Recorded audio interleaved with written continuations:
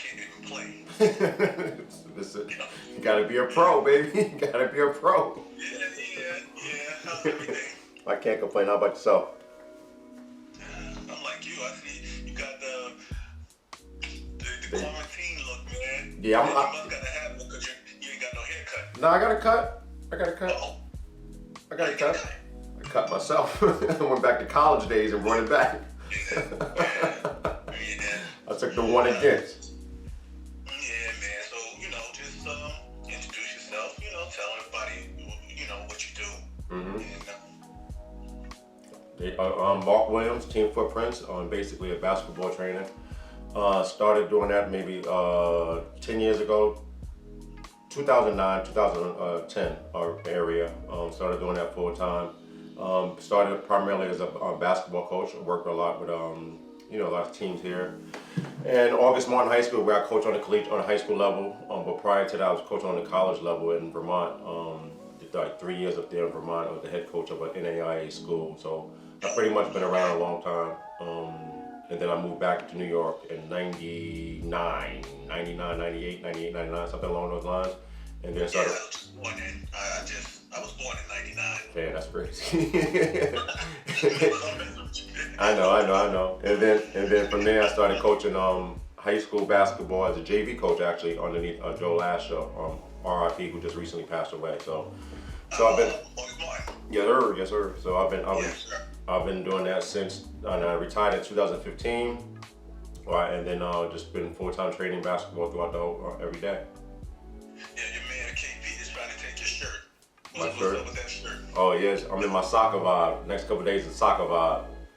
Yeah, I hear you. So you were doing high school coaching, and then were you doing training at the same time, or you just decided you wanted to do something else too? Well, yeah, I was doing both. And like I mentioned before on previous podcasts, whatever, that caused a little rift between certain teams, high school teams in the area. They wouldn't send their kids. They wouldn't send their kids to come train with me in the hope and thinking I would possibly steal their kid. Understandable. So then at that point, I stopped coaching, gave it up, and then just became a full-time trainer. But prior to coming back home to New York City, as far as training is concerned and being a basketball coach, I worked at Pace University and also Monroe College and also Berkeley College. So I worked all of those schools prior to me coming back to the high school sector doing basketball stuff. So I remember I was talking to Luck last night. We were talking about lanes, and sometimes the lanes are blurred because all coaches are not trainers. Right. All trainers are not coaches. Right. So what made you decide that training was what you liked more than coaching?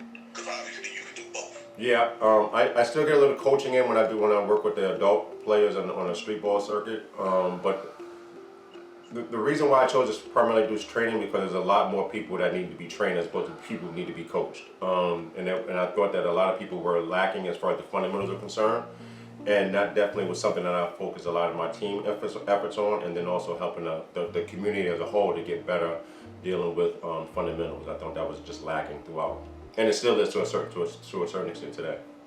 Right. So you threw the women coaching in because obviously I still can't beat you, right? That was just Nah. That was a subliminal. Nah, you had a good shot at us. Yeah, that's true. So, looking at the training aspect of what's going on, where do you feel like the kids are, today? Are they committed to it? You feel like they work hard enough? Can they do more? Mm-hmm.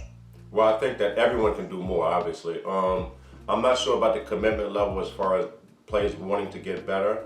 I think that's a lot do, but a lot of them aren't necessarily as driven as they should be. Again, I'm looking at it with old eyes. They should be a little bit more committed. But I think that the kids that are really working, they're more skilled than they were previous years. And like you can do any drill, they can do almost any drill in the world. Like you could put a cone in front of a kid and he or she can do whatever they need to get it done. However, I think when it comes to playing the game of basketball, a lot of them are lacking that because they're so scripted on doing certain things. and they lack the freedom of using their imagination and just basically being able to play basketball. So what I try to do is in our sessions, we try to play as much as possible afterwards, only because that's where you really learn and you learn how to play basketball. And what we try to do is if we see a situation that's a teachable moment, we stop the whole thing and say, this is what you could have done, this is what you should have done, these are your options. I think that's very vital to the development also. And then we're just playing organically, where there's no adults in the room, and just letting them play like we did growing up, playing 21, playing just in the park until the lights went off, and just playing basketball. I think that's important. It's funny what you said, because I'm not a trainer, but in the high school, you know, I told a kid, and they are absolutely robotic. It's like if you give them a specific play to run, and there's a pick set, it's like it throws them off. Yeah. They're supposed to go left, and somebody steps out a hedge. It's like they get stuck. So I told them, listen, it's just a framework. You know what I mean? Like you're supposed to use this to just know where the ball's supposed to be. And if you can read the floor and read your defender, you know, you can adjust the play. Right. But I also told them, listen, if I asked you, you know, why'd you do that? You should be able to say to me, oh, I saw A, B, and C. Right. Just that, you know, I just got shook and right. I just, but so with the training, I know the coronavirus now has you using a different platform. Right. You know, the virtual. Right. Actually, it has a lot of people doing virtual, because a lot of things that we thought weren't able to get done, we obviously see now can be done. Do you like the virtual platform? Do you like maybe dealing with more in the class virtually than you would have had in the gym? You know, what do you feel about that? I think the virtual is the way of the future, obviously, and I just think that I myself, I'm a hands-on kind of person, and I think I lose a little bit of that with obviously the virtual, and I really can't get at it. I mean, get into the nuances of the game, of the sport, and the game itself, or the drill. But it's something to keep them busy, and you can really work on some things, particularly on a one-on-one basis. The problem is just so many kids in the class, in our Zoom classes. It's just hard to sit there and go through every kid and just try to be a nitpicker, which I'm a nitpicker, and I just think that that's one of the things that's lacking in the virtual world. Well, I think we need the nitpicking, because I think so many people have been let go doing things the way they wanted to. You know, they get in their mind that they can't do it, and they you know, you need somebody hands-on. But I think the Zoom, you can limit the class, right? Or you don't want to? No, you can, and also through our app, I can limit how many people sign up for our classes. So, Your app. What is your app? Team FOOTPRINTZ on iOS and also Google Play. And basically, it's just a scheduling app, and if you want to train with us, you just go through that app, and everything will be done right from there. So no need to eat. You know, people do the email thing. People also do the text message, and people do the DM me. I don't have time for that. No disrespect to people that do that. Everything's on the app, and you just do everything right from there. It's really simple, professional. You know, right from there. I just think the biggest thing is getting kids involved as far as training is concerned, but also playing. And I do a thing, and I know you actually comment on a couple of our posts. Pick up in the park, and we do a thing called the run. Oh yeah, like that. Yeah. So we had last summer we had 5 boroughs, and we did every borough, and we had an open run, and kids could just sign up and just come down and hoop. We gave everybody a penny, and then they just hoop. So the first 5, that's your 5. If you have all midgets, figure it out. The next from 6 to 10, that was your 5. You guys go hoop, and you got to figure it out. Just like when we grew up in the park. If you have a guy that's 6'12", obviously that's 7 feet, he had to figure it out. You got to figure it out. We do that, and then we also do a thing about it's a run. We do like a run. We do it for pros, men, and then we do it for pros, women also. And we alternate weeks. And we did that at Elmcore recreational facility in Queens, and it was invite only. 15 players, 3 point guards, 3 shooting guards, 3 small forwards, and you had to be nice. It wasn't just no regular people just coming in. You had to be invited only, and I've been in a situation where we've had a lot of pros come through. Well, how do they catch your attention? I mean, you know a lot of kids, and Joe promotes a lot of kids, but how do somebody catch your attention? How do you see them and say, I like that kid, they should be in? Well, for the female athletes, I know them all. I know from the rooter to the tutor, I know them all. In the New York area, in the New York, New Jersey area. For the pro guys, who like I can't tell Mike Beasley he can't come down anymore. Like he's ill. He's nice. I can't tell those type of, if I have the connection to get a hold of him. Or Lance Stevenson's been down there several times also. So I can't. Those guys are in. They're in the NBA. They're going to come hoop, right? But it's so many male basketball players that think that they ill. Yeah. They really can't F with Mike Beasley's of the world and those type of players. So I politely tell them maybe next week. And then just move on. You gotta be nice, bro. You gotta be nice. It's whoever's in town. Like for instance, in the summer when it's NBA pro season, a lot of pros are in town. I get a lot of those guys. So it's pretty like my regulars can't even get in sometimes, but that's how it is.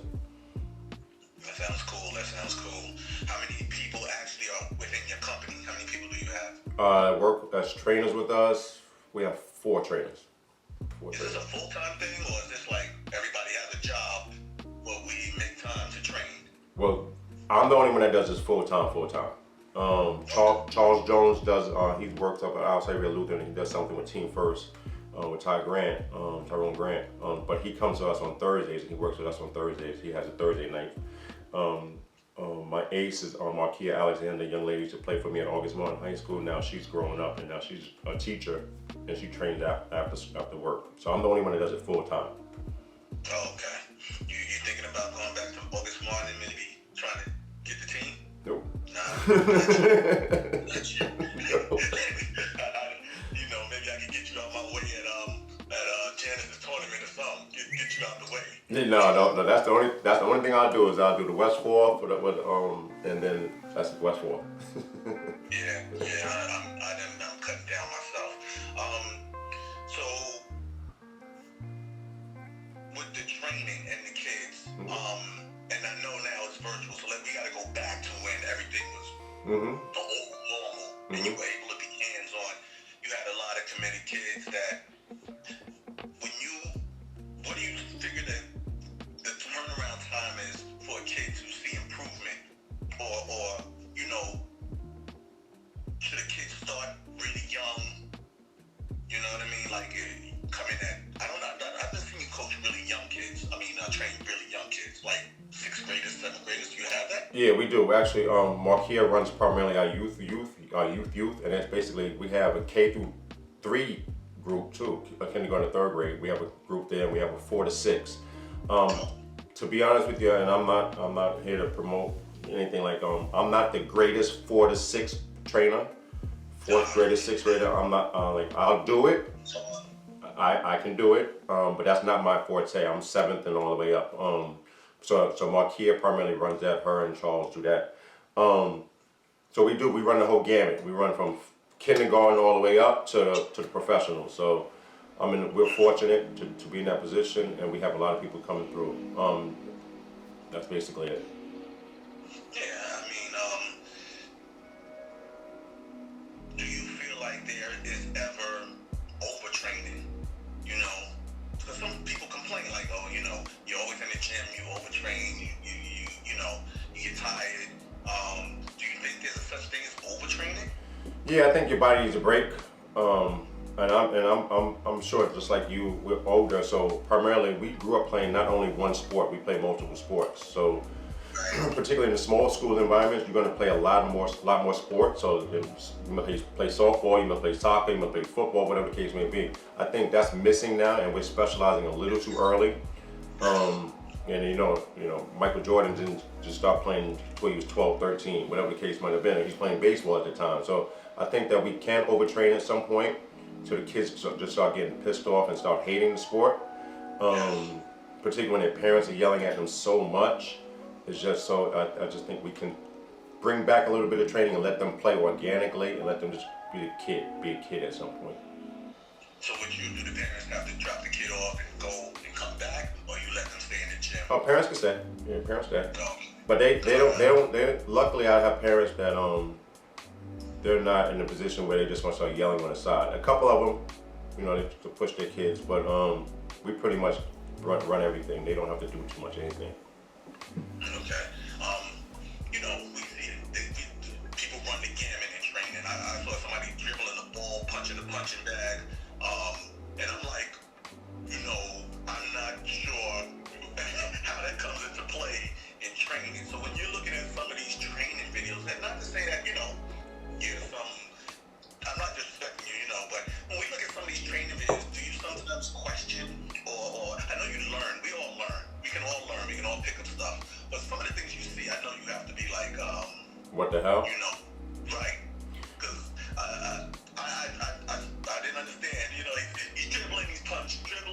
I mean, I guess it's more timing. That's basically to increase their offhand activation, is what they call it. So basically, I'm dribbling with my right hand, and you're reaching with your right hand. I have to be able to position to swipe down and be able to still dribble the ball and protect the ball at the same time. It's a useful tactic. I don't know if that drill is actually something that you're going to use, but to each his own. I'm a little confused in a lot of stuff that goes on out there. I'm simple and I'm honest. I'm not reinventing the wheel. I'm as simple as they come. We're going to do 1 dribble pull-ups, 2 dribble pull-ups. We're going to shoot the ball, because the name of the game now is shooting the ball, putting the ball in the hole. So we're going to do stuff like that. And some of the guys that do some of the stuff they do, salute to those guys. I wish them nothing but the best. But that's just not what we're going to do, and we never have and never will. We're really simple and basic. We're going to do stuff you're going to use in the game. Like mid-range pull-ups.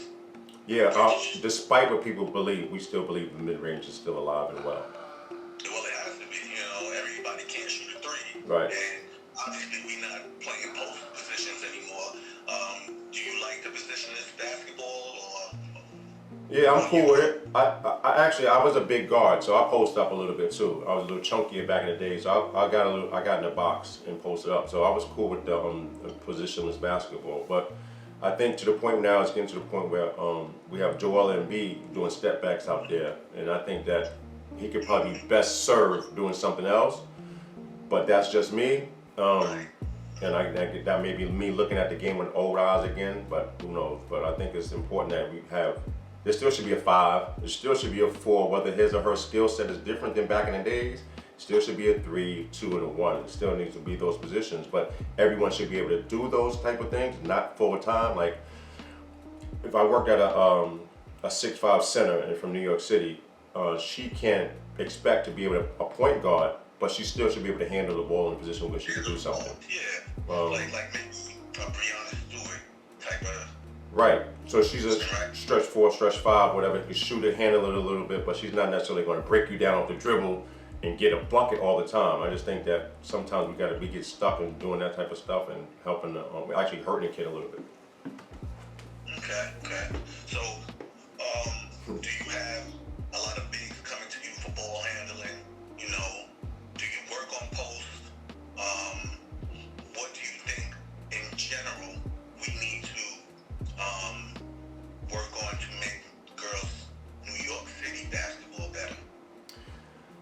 What we need to work on is the adults having less ego and doing what's best for the kids. And I say that with all honesty. I think sometimes the adults get in the way of the kids' development on and off the court. And I think we all say that we're doing it for the kids, but sometimes we're actually hindering the kid. And that could be not pushing the kid hard enough, because when they get to college, they're going to do doubles every day, and they're going to really have to be in a position where they have to work hard, extremely hard. They think that they're really working hard in high school, but they're really not being pushed as much as they can. And we allow it, we adults allow it, so when it gets to the point where it's now for them to go to college, they choose a college that may be a little above their level, and they have to work a little harder than they normally have to work, and they ended up in the transfer pool. And that's just the sad reality that we're dealing with now today. I think that we should do better as adults to really help the kids get ready for college, because that's what we're here to do, first and foremost. At least that's what everyone's mission statement says. And that's what we should be doing. Are you as well as, and you don't have to, because I know that's not what people come to you for, but are you aware of the kids' academic standings that you train? Yeah, I actually, I'm not looking at myself as a trainer anymore. I'm looking more as a person that has relationships. So if you train with me on a consistent basis, I'll check in every once in a while, like how's everything going. It's just not like I see you on the court type of stuff. I like to think that I have a lot of relationship with the players that we train. We could just be. We're not friends. We still have that barrier that I'm still the basketball guy. But it's to the point where we're cool with one another. So like we have relationships. So I check on their academics, how everything's going. Check on, make sure that they're going to class as much as I can. I train a lot of people, so I really can't get around to everyone. But it's the main ones that I think that are closer to graduating to make sure that they have the necessary paperwork that they need. SAT preps, whatever the case may be. This year, obviously, SAT is gone, but just to be ready for the next level, because it's really important to be ready for the next level, because the next level is different. Well, I know you don't need to get in touch with everybody because I follow you on Twitter and everybody at you with their videos and I guess things that you taught them. Right. And you see it and you got your commentary. So I understand that you deal with a lot of people. But as a whole, and you're as a coach, if you look at it as a coach, you go through the training. We've had these conversations about, the minute things that we might do, Mm-hmm. specifically in order to strengthen girls' AAU basketball, which I think this break, even though it's not going to happen, should have been the time that everybody's evaluating on how to fix some of the broken stuff, Mm-hmm. right? But as a coach, I played against you. I played against obviously the players, overseas players that you've trained. What needs to translate to the high school kids as far as work, academics, training, being coachable, on-court IQ? Mm-hmm. Because these kids, they think they know everything, Mm-hmm. but we know a lot of them are not getting everything. Do you agree? Yeah, I think the IQ component again comes from playing. You have to play, and then they have to be pulled to the side. And someone has to, like the OG, quote unquote OG, has to tell them exactly what they're doing wrong. Again, and I hate to go back to it, the adults aren't in a position where we're telling the kids that they're doing wrong, so they don't know any other thing. We create the culture, we maintain the culture, but we're not really enforcing the culture and letting the young players know that what they're doing wrong, to the point where they just doing whatever and we just allowing whatever to happen. So I'm not saying a kid would come down. I'll tell you a story. When I was coaching in high school, I had a girl, young lady named Shaklasia Brown. She came from Nazareth for 1 year. And she did something, and it's not a knock on Nazareth, she did something in the park. She did something on a court in a real basketball game, like she sat down on a free throw. On the opposing team shot a free throw, and she sat down on our end and just sat on the foul line. Now, she was averaging 25 a clip. She didn't see the rest of that game. Like, I subbed her out. Like, we won, we beat the team. But it was the point that we're not going to tolerate that type of behavior in our program. Like, that's just not what we're going to do. So if you're used to that, then feel free to just get ready to sit on this bench the whole time. I'm not sure if all the adults are willing to do that to send a message to the players to get them ready for the next level. Right. I was when I was coming, and I've been coaching a while. It just seemed that programs, schools, elementary schools were just taking fathers that would just volunteer because they couldn't get quality coaches for girls because there's no glamour in it. Mm-hmm. You understand? I think things have changed lately, but there was a time you could just volunteer and you could be a girls coach, and maybe just those kids are being doing a disservice at that younger age by allowing anybody's father to volunteer. What do you think about that? I think you're right, and I don't think it stopped at the CYO, AAU level. I think that continues on in high school too. You look at the biggest public school program, PSAL. They're math teachers, not against a math teacher, but they're math teachers that are basically doing the same exact thing.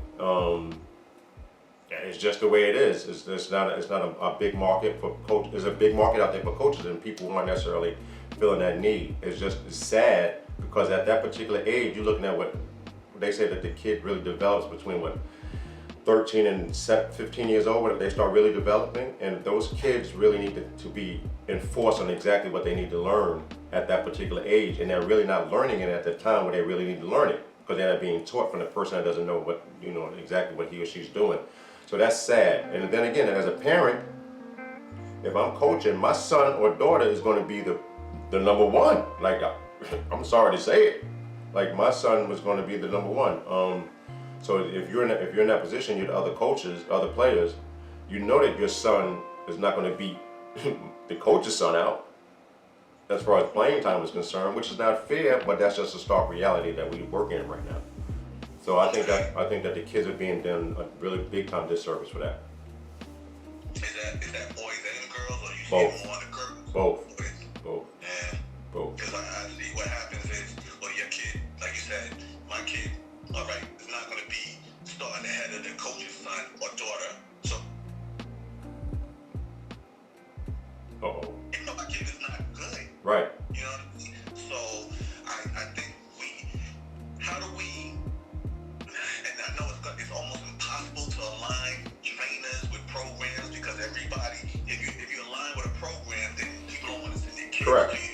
Yep. You know, but how do we, you know, make use of trainers if we can't be nonpartisan? You know what I mean? Why should I have to worry about Mark worrying about taking kids from a program when, if you know him, you know he's not going to. First of all, because he's not attached to any program. You understand what I'm saying? Like, there's a lot of trainers that get you in the gym and want to be in your ear and, yo, I know this dude over here. But how do we kind of lean on these trainers and make them understand, like, we need them to train? Don't worry about the coaching. Don't get into the politics of the AAU. Just train these kids because they need your help. Yeah, I think that's very, very hard because, like you mentioned yesterday, on your part, early in this platform, people aren't willing to stay in their lanes. I know a quote, I forgot who said it. Michael Jackson didn't worry about what Tupac was doing, and Tupac couldn't do what Mike was doing. There's lanes to this. Like, I'm a trainer. That's it. If you want to play for West Geneseo AAU program, knock yourself out. I really don't give a rat's ass, to be honest with you. That's on you. If you want, huh? Until they get to the women's league, Then now it's free ball. Now you gotta rock with me. But now you're an adult. Now you can make your own decision at that point. But as a kid, you don't know what's going on out there. You just listen to whomever for the most part. So basically, you're just in a position where you're going to listen. I'm just saying that we have to learn our lanes. Like, for instance, you're an AAU coach or a high school coach. This is your lane. You shouldn't be in a position where you're planning events. That's not your lane. You shouldn't be in a training lane. That's not your lane. You're not an evaluator. I'm not saying you. I'm just saying that this is whatever. In general speaking, we have to learn our lanes, and they all should be in one cahoots, working for the kid. And what happens is now this person's pulling this kid. He's connected or she's connected to this organization. They're pulling this way. They're pulling this way, and the kid is kind of like, what the F? And the parents who don't know too much of anything, they're just listening to whoever's the closest in their ear. And now the kid is confused. Next thing you know, you have a kid that's transferring from Miami, Ohio to go to the school right next door when they never were interested in him in the first place. They're just moving just to be moving because somebody else told them to. You know, it's just a sad situation. I think, and when I was in AAU, I wasn't a high school coach. So, you know, you heard the talk about AAU coaches and how high school coaches don't like AAU. But I got to be a high school coach, and I really got to look at it from the other side. Mm-hmm. And I remember calling you, and I told you I had high school kids Right. that never touched the ball. That's That crazy. wanted to play varsity. That's crazy to me. And, you know, I did want to get them trained, but, you know, Yonkers is a whole different scenario. I mean, you know, kids have all type of issues, but it's just a shame that we don't grab them earlier, get them properly trained, put them with good coaches, you know what I mean? Where coaches and the trainers are friends. Why can't we be friends? Right. You know what I mean? Like, and then this way we can monitor what's going on with the kid. Not that I want to tell you what to do, but you may say, listen, Mo, I need to work more with her on the left hand. You know, she got to get the left foot up when she makes the left hand. You know, you'll see the things that when I'm in practice, I got to watch. Right. Well, You understand what I'm saying? that's perfect to me. I look at myself also as a tutor, a basketball tutor. Like I'm not going to replace the high school coach. That's not my job. I just help them with more academic. You know, they're weak in math, left hand. They're weak in reading, right hand. Whatever the case may be. So we have to communicate. Teacher and trainer have to communicate on what's actually helping the kid out for the next level. But somehow it becomes friction between the two for whatever reason. I don't know. To the point where they start hating each other, and they don't like them. However, I would say that I've been in this lucky position where I've been consulting with a lot of the programs in New York City, and those teams are doing well, and the high school coaches welcomes me to come in and just, you know, work well. And I'm not gonna say the name of the school, but they've won a couple championships in the last 2-3 years. So I'm lucky for that. You know, if I had the opportunity, I was trying to get you up to Yonkers, but you know, it's a little crazy. I can imagine. Yeah. So, you know, with the training thing, do you bring people in and train them on becoming trainers to work with you to help, you know, expand your program? Are you looking to expand, or, you know, you branching out? Nah, I think not right now. We have 4, like I mentioned before. We have 4. I think that's enough. It's enough so that the gym is still full, and I'm able on certain nights to get out there and get in the streets and you know and communicate with everyone and see people and go see games. I really, no disrespect to any of the trainers out there, I go to a lot of games, and I don't see none of these trainers out there going to see these games with these kids. And I'm not knocking them, but you really can't see if the game is, if the stuff that you're doing with the kid, is that really going to help them get better? Yeah, that's right. How can you know if it's translating if you don't go catch a game? Right. I mean, I'm not saying, you know, I know everybody's schedule, but that's a good point, because at least you know, well, I didn't see you do anything I taught, so are we wasting our time? Right, Maybe right. I need to scale back Right. and start from a different position. Right. I get what you're saying. No, I go and after the game, I'm sitting there just like a news reporter after the game, like, and I really get at the players, like, yo, what the F were you thinking about? What was going on? You were bugging out. Like, I tell them, like, the parents, like, just lucky. Again, I have great parents. They let me just talk to the kid in my regular voice, not change anything, being as honest and brutal as possible, and just being like, yo, this is not the ish that we worked on. You're supposed to be doing X, Y, Z. Like, holding a kid accountable. So I say, you know, you look out of shape, we got to get back in the gym and start running a little bit more, whatever the case may be, just so that they can know what they're doing wrong or doing right. Obviously, there's a lot of right stuff being done also. Yeah, right. We gotta acknowledge the right stuff. What's the average training session length? My sessions go at a group goes at maybe like an hour and 15, hour and 30. I always, in my place to tell you, I go over. Like, we rent the gym from 6 to 10. I don't leave until like 11. I have to like hit the custodian off on the side because I'm in there going, I'll really be going in. So my sessions go over. So I go like 1:15 to 1:30 as far as time is concerned.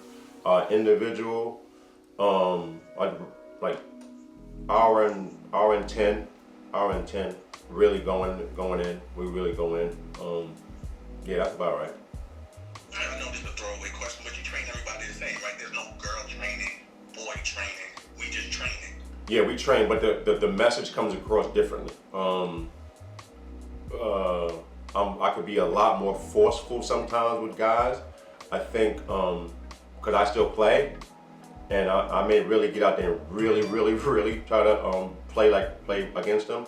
The girls, I hit them just as hard, but I just can't yell at them all the time. And this may sound funny because I think more times, and this is just society, I think, and I could be wrong.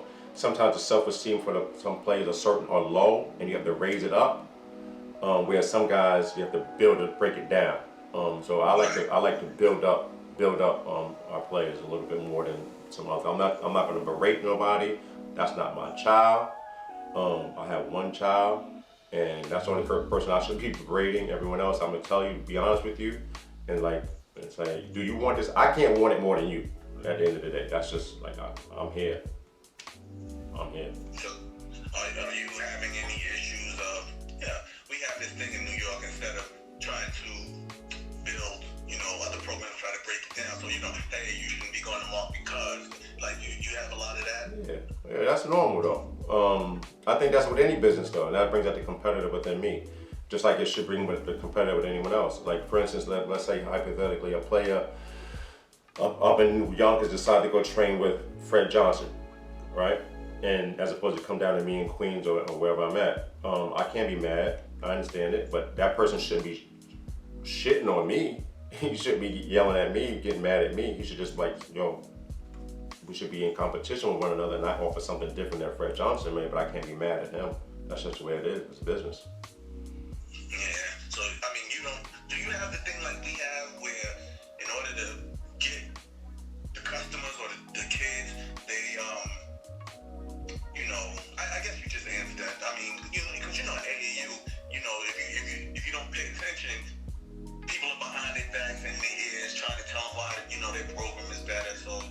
sure you go through that. I'll say this though. I'll say this though. Mo.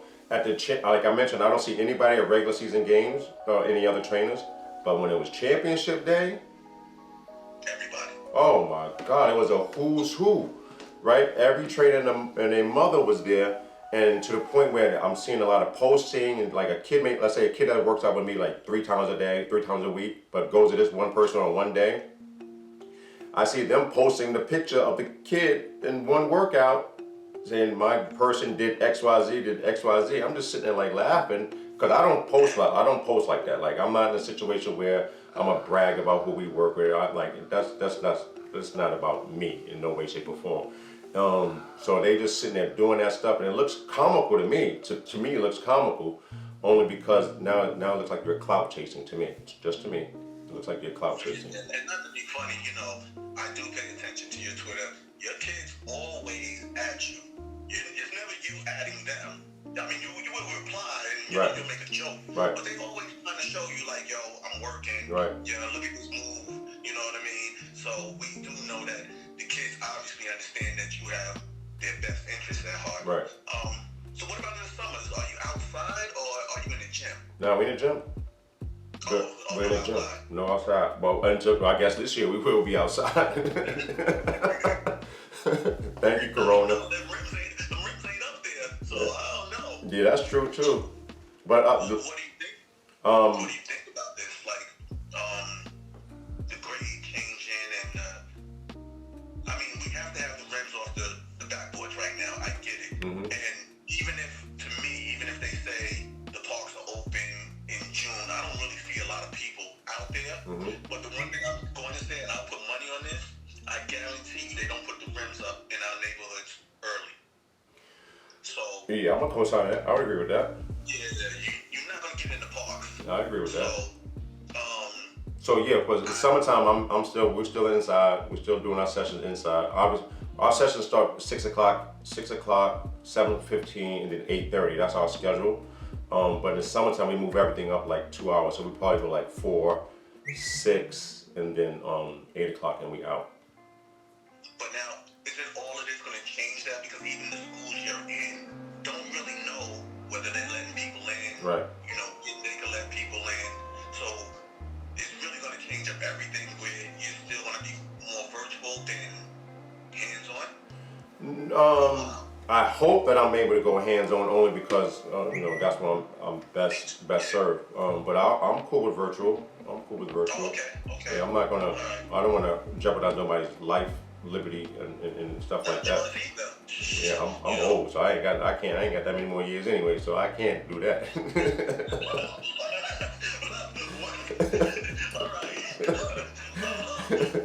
All right. Well, maybe I can get a win downtown. Hurry up. But I think the virtual thing has its benefits because I think you get to reach out to more kids than you normally would have. I see the drawbacks because you can't actually. Sometimes you gotta put a hand on the kid so they can really understand. You can be like, video number 3. You gotta. Yeah. You're right. Right. But it's like, sometimes you gotta be there to be like, yeah. and be like, oh, okay. That's true. So I guess the little drawbacks to that. You work with Joe a lot when in his camps as well, right? Right. Yeah. So Joe, we started working together 3-4 years ago for his events. And his events are basically opportunity for kids to be seen. So we're running, be seen by he's a national evaluator. So why would you not want to go to someone that's a national evaluator to be evaluated? Particularly somebody in the New York City, New York area. So I do the skills stuff with him. He does a good job of promoting, and a lot of players come. A lot of players have definitely come through there. A lot of big time players. So I'm fortunate to do that and help him out with that. So that's actually pretty fun, actually. Yeah, Joe fired me. I can't get back there after they went to Yonkers. So Joe was in Yonkers, and Diego. I was there. Yeah, oh, you were there, right? I was there. With the principal, I don't know what happened. Oh, no. They kicked us out. I think he blames me for that. We took an hour recess. Every time I say I'm coming down, he'd be like, all right. And then I never hear again. So I'm blaming y'all because I'm blaming that. That was crazy. That was crazy. It was a lot of kids there, though. He has a lot of kids. And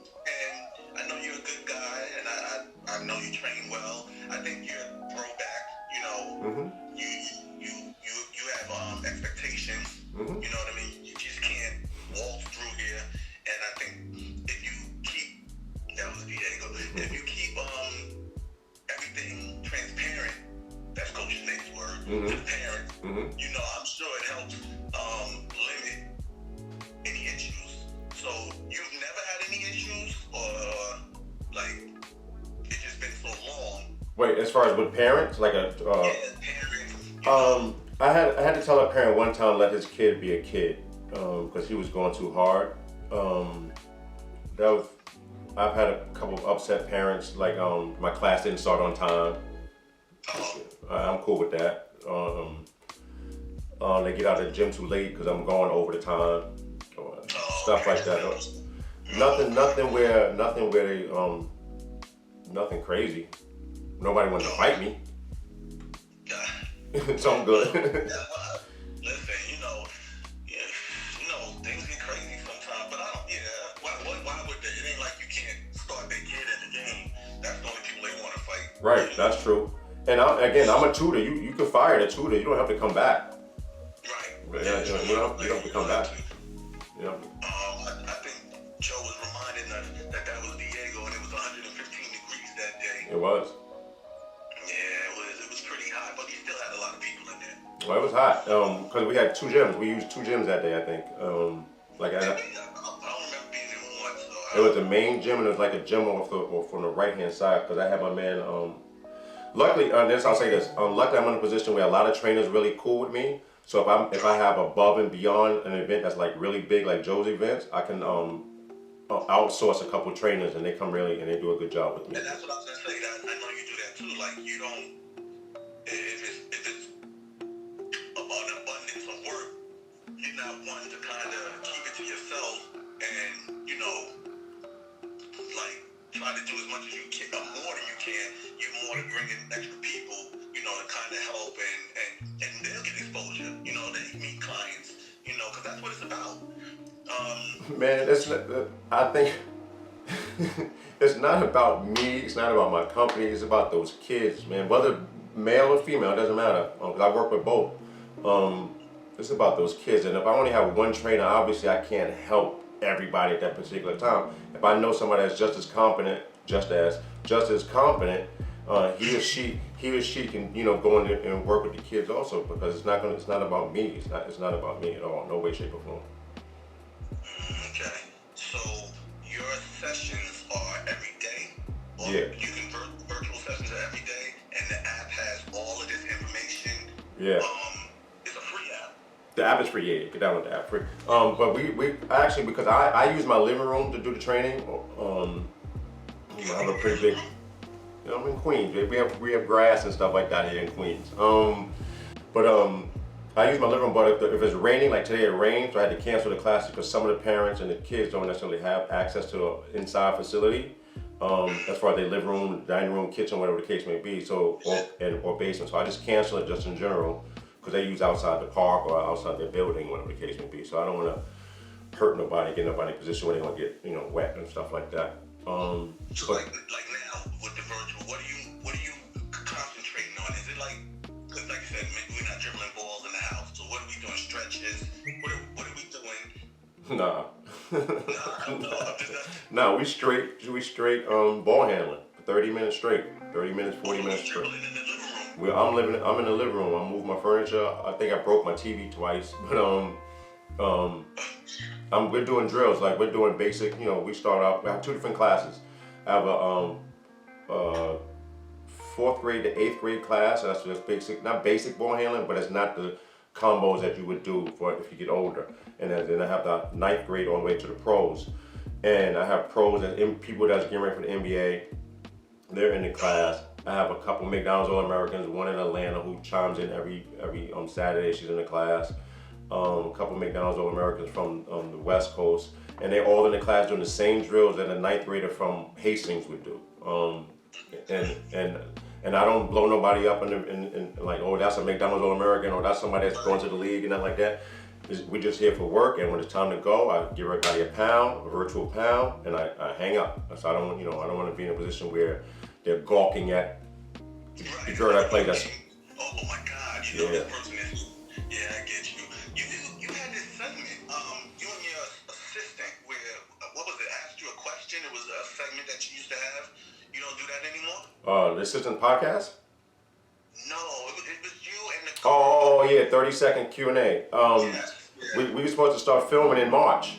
Oh, okay. And this. So you are getting back to it. Okay. Yeah, we're waiting for this to be lifted so we could go. Cause she lives up on Woodbury Commons, so I have to drive up there to go to do the question. So can't do it now. And actually, that was a pretty good series, man. We really like that. We really like that. Well, like I said, I followed it, so I know about that. So what else are you? What else is on the agenda for you? What's the next move without divulging, the super secret team that you gotta get to play me and Janice? What's the next move, man? Well, right now a lot of emphasis on.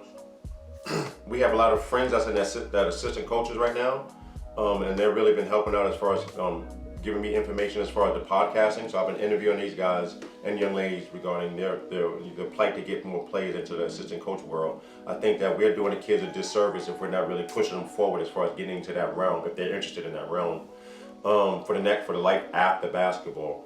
So we have like. Because I've been trying to do that in the AAU realm, but what I am finding out is if you don't get the girls, and I don't know about the boys, but if you don't get them early, they can't do it later. Once they start a family, right, and they're kind of out of that track. It's like you have to get them right out of college, right, or in their early 20s to get them to do it. After that, they can't afford to volunteer. Right. You know what I mean? Right. They can't afford, and I think that's why we don't see a lot of women come back to be in the AAU programs. Because I was just saying, it's time. It's like a change of guards now. We need to bring those kids that graduated out of programs, played for you 10 years, whatever. Bring them back. Right. I agree. Let them coach, but it's harder than you think. No, I understand that. So what I've been trying to do is through the assistant podcast is to get those people on that track to get into the assistant world where they can actually become a grad assistant of some sort and then earn some money, at least get a stipend, whatever the case may be. Because coming back in the AAU is hard because there's a lot of volunteer work. Yeah. They want to make money. I understand it. They, whatever the case may be. So then we're doing the assistant podcast. We also have the Mecca podcast. That's kind of on hold right now because that one is I actually sit down with people and we talk and these basically are people that are. Yes, I know you're talking about. Like I think you had Joanne. You talking about that one? Right? Yeah, I had Gannon Baker, who's a big time trainer. I had Tim Martin, who's probably one of the more famous trainers in the world. John Lopez from New York, the photographer that has the big time Nike contracts and stuff like that. We had Gary Charles on there. We had Tyrone Grant. We had Joanne and Thomas on there at one point. So those are people that are within the community that are making a big stake in stakeholders in the community. That's the Mecca podcast. We have the Assistant podcast, and we have another thing called the Curator Series. That's basically sitting down with people that are for instance, let's say Kenny Graham from West Fork, somebody like that actually has a big type of presence in this sphere of New York and making a big type presence. So we sit down with a lot of people. And it's basically just to get their message out there, similar to what you're doing here, and what Brian is doing it. Brian Williams is doing it also, and KP is doing with the Rose Classic. So and those type of things. I'm not a big, I'm sure I'm not gonna jump off from here to be some type of anchor on Channel 7. But it's like we have the platform. We know people. Let them come in. What do you feel about the transfer portal and how it's going to affect, even some of the kids you train, coming in, some of the kids. So my thought is it affects the kids coming in because now coaches are going to want to wait to see who's coming into this portal, So what do you think about it? Yeah, I think. First of all, I think, like I mentioned earlier, the transfer portal is big primarily because I think some of the kids chose schools that are above their levels. To be honest with you, I think that not knocking them, and I understand everybody wants to shoot for the stars. I got it, I understand that, but we have to be real with it at some point. So I think that's why there's an overabundance of kids in the transfer portal, male and females. I think ultimately it's going to continue. Obviously, when the NCAA changes the rule, hopefully they change the rules where kids don't have to necessarily sit out. But I think that if I'm a 21 right now, a kid in a 21 class, I'm scared as shit, only because, like you mentioned, I'm waiting for that transfer kid, because that transfer kid, he or she will have to sit out that 1 year, 20, and they're basically going to be a freshman. They're coming in the same year that the freshman's coming in. Right. And if I'm a coach, to be honest with you, I'm not going to choose a freshman that's 17, 18-year-old. I'm going to choose a kid that's been through the war a little bit and a little more mature, a little more age and stronger. So that's a sad reality. So I think kids got to understand that if you sign for 21, or moving forward, who's coming in as a transfer, because you just never know. This kid's just admitting going to the transfer portal last week. So what do you do then? I'm hoping that I don't know. I'm hoping that the NCAA. You remember at one time there was a exposure period in late September or October. I'm hoping maybe they, that's what they're thinking about doing.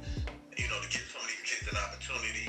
I even said, and I know it wasn't gonna happen, but next season, even if you're a senior, maybe they give you some time for some exposure as a senior because you missed this whole year, the whole season. High school senior? A high school senior? Yeah. Yeah, it's called the unsung senior event. Remember, after a certain point in time, you can't play, right? Yeah, that's true. You start traveling to Boo Williams and all that stuff, it's really done for you. Right. So I was saying maybe they'll extend it where, these kids can be seen. I think ultimately what's going to happen, if I'm in a position to coach again, this is the only place I would coach. I'm telling you, I would coach at a Division II, head coach at a Division II, and I would coach at a prep school. Because if I hate to say this, these kids that are missing this summer right here, that prep school is prep school. It's not looking that bad. That's something I would consider, because you basically missed the whole summer proving yourself. So now you're going to go to your high school and you have, high school basketball is a little different than AAU. So now you got the different situation. So I would consider, a prep school situation, or even a JUCO if need be. But I would prefer to go to prep school in a Division II. Yeah, somebody was just saying it seemed like the JUCOs are, becoming popular just because of that, because of the virus. And you might be right, but to me, JUCOs were never a bad option, only because I coached them, touches or wherever I was at. It used to be a stigma to go to JUCOs. I don't think that stigma is there as much now. So sometimes kids have to do that, go to JUCO, get your grades right. What? Go to JUCO, go play, go reinvent yourself and move on. Let me tell you, I graduated in '88, right? High school. So my grades were crap. My SAT was great. So I had to go to JUCO. I went to Watertown, New York. Far. 70 miles north of Syracuse, right? That's Buffalo. No, that's Buffalo's west. I went north. I was by Montreal. I'm right up 87. So I did 2 years of JUCO. Then I went to a Division II in Vermont. That was the best time of my life. But JUCO life is a little different.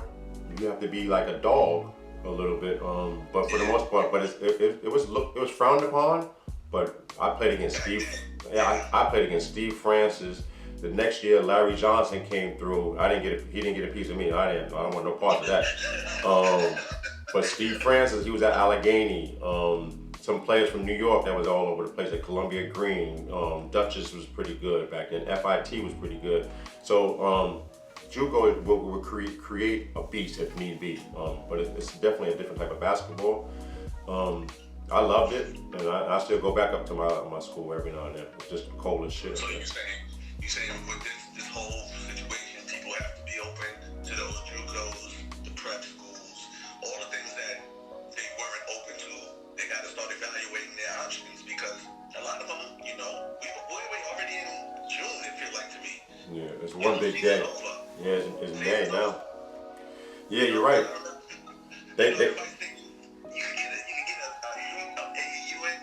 It's not gonna happen.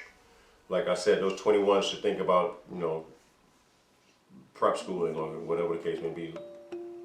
Definitely. All right. Well, I don't want to. I appreciate you coming on. And, Thank you for having me. You know where we gotta go. I think KP got his thing going on right now, right? KP starts at 9. Yep. Yeah. So I try to make sure I don't end so people can just go. I don't want to see my numbers dropping, even though it ain't that many. So That's all right. I appreciate you, man.